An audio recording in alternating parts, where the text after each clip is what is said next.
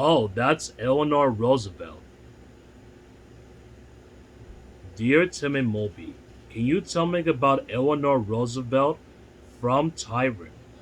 Sure, Anna Eleanor Roosevelt was a respected activist and author, as well as the First Lady of the United States from 1933 to 1945. She was born in 1884 to a wealthy family right here in New York City. Young Eleanor had a pretty sad childhood. She was very shy and she worried about being plain and not fitting in with high society.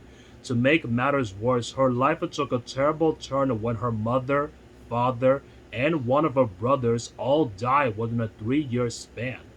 Roosevelt was devastated. She had to become an orphan at age 10. Well, she went to live with her grandma, who eventually sent her to all new girls' school near London, England. It was there that Roosevelt first started feeling comfortable in her own skin. She made lots of friends, and her teachers encouraged her to ask questions and voice her opinions, and she had many. But one thing, Roosevelt thought that it was unfair that some people should add so much when others had so little. So when she returned to New York, she became a social worker and taught classes to poor children. And around the time she started hanging out with her cousin, Franklin, the two fell in love and were married in 1905.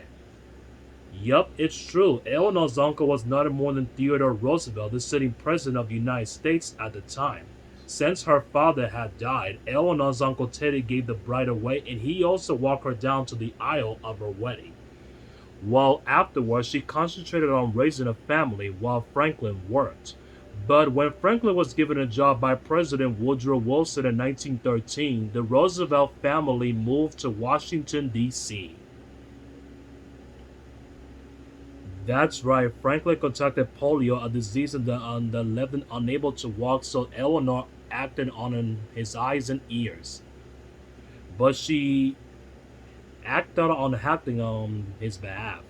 She also got involved with organizations like League of the Women Voters, which women help exercise the new right to vote. She continued to be campaigning for American workers, fighting for higher wages, a short work week, and protections against child labor. These activities made Eleanor one of the most recognizable political figures in the New York State, and it helped her husband get elected governor in 1928. And when he was nominated for president in 1932, Eleanor assisted her husband on the campaign trail. The country was in the middle of the Great Depression and an economic down that impoverished many Americans. With the country desperate for a new direction, Franklin easily defeated sitting president Herbert Hoover. Actually, Eleanor wasn't sure of what her role would be. In the past, first ladies had pretty much stuck it into a turning against the president. But Roosevelt wanted to use her position but to be helping Americans in need. She even wrote a daily newspaper column, magazine articles like topics, property, education, and changing roles of women in society. And she traveled around the country on the behalf of the president to see how people were faring. But it broke her heart to see many citizens living in poverty and working in unsafe conditions.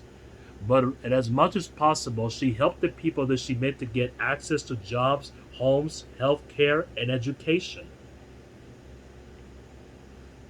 And it's true, some people didn't appreciate a first lady getting involved in it so with the country's business. But Roosevelt just kept helping as many people as she could. And then after the United States entered the World War II, she traveled to the South Pacific to visit wounded soldiers.